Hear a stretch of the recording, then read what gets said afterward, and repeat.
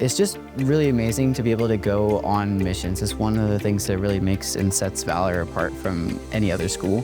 For 1 week a year, we get to go and spend time with the kids in the schools that we have a direct impact with. What a lot of people don't know is that our school is literally located in the middle of a jungle. It is not accessible by any vehicle. You have to carry everything down by hand, and it is truly serving a community that if we weren't there, the village would not have access to education or so many of the resources that we've been able to provide them. The first thing when you walk in, you see a really beautiful playground. Probably my favorite playground I've ever been to. I had a kid on my back and I was running around and kids were following me.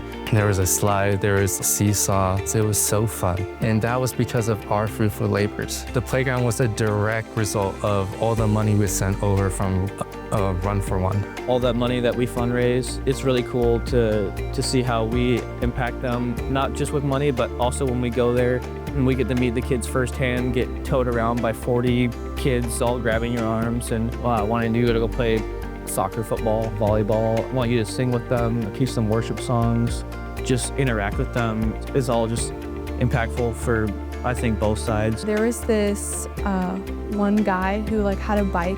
He didn't really speak English, but we didn't really know much about him, couldn't really understand him. We were just talking to him, eventually we prayed over him, and he was really grateful. He was just continually saying thank you. People really appreciate being prayed over. It's very eye-opening, and it shows that other people care for them and actually see them. I've never been challenged to go and talk to a stranger about faith or asked to pray for someone, and that was what this trip was all about. So that was very life-changing for me. There was a guy named Shane who was homeless, and we ended up having a pretty long conversation, and he was talking about his faith journey and how he's stuck to the faith even though he's homeless. And he kept asking for an umbrella because he kept leaving his behind. So while we were talking, we're like, man, I wish we could get an umbrella. And miraculously, there was one left, and we gave it to him. He was super stoked and excited, and that was really cool to see. There was a special group of maybe 6 of us that went to this widow's house, and we basically helped her out. She had a ton of firewood all over her property, kind of spread out, that she needed split, and we made an assembly line, pretty much split it all to the right size that would fit in her stove, and then also we stacked it all in this little shed that she wanted it all in. And it felt really good making such a big impact on just one person's life.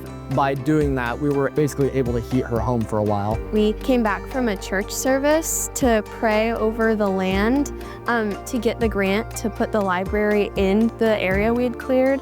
I think we realized the impact that kids are gonna learn to read at this library. Future generations are gonna be going to this library. They're gonna learn about the Lord at this library. I think when we all realized that, in that big circle, praying, it clicked for all of us. No, this is such a blessing. We're able to be a part of something a lot bigger than we thought. The kids there that go to our school, they get a dream. They get a dream of being more than just someone that stays in the village and works. I remember this one girl on her picture that she drew was teaching at the Valor Philippines Mission School. They get a dream of being doctors, teachers, soldiers, police officers. A lot of them want to give back to other people. And I just thought that was an amazing thing and just showed how much of an impact it has on these kids' lives. Without Valor, they wouldn't have a place where they can be safe. During worship night, I remember looking outside and I just saw so many kids just waiting there because they felt safe. This is practically their second home. For us to give them that stepping stone, to give them that way to get out of that is so big, because they go throughout this entire journey of education, and then some of them come back even as teachers to give back into the community that they have. So it's a cycle that we've started. One of the teachers there who looks after all the girls, she's over there boarding. She explained to me that she came to the high school through the Valor one-to-one partnership when she was 12 years old. And at that point in her life, she was giving up. She didn't want to live anymore. And coming to this school, it literally saved her life. She was able to go through high school. She was able to graduate. She was able to go to university. And very proudly, she returned back to the school and is now a caretaker and teacher for these students. Our partnership with these schools allow the staff there to care for the student fully, so their safety, to teach them about Jesus, to show them their worth in this world, and that they have a future and that they can dream big. The children in Guatemala start working as young as 8 years old, a lot of them, to provide income for their families so that they can eat and that they can pay for where they live. So when we invite them to come be a part of our schools, we also provide them with income to make up for that loss of wages. The more kids that we have, the more kids that we get to help and provide for, and like sending us there is even bigger because then we get to interact with them and know exactly who we're helping.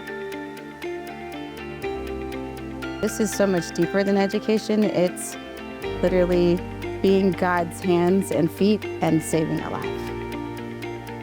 Valor is not just providing an education to our students, but teaching them about the love of Jesus and changing the trajectory of their lives.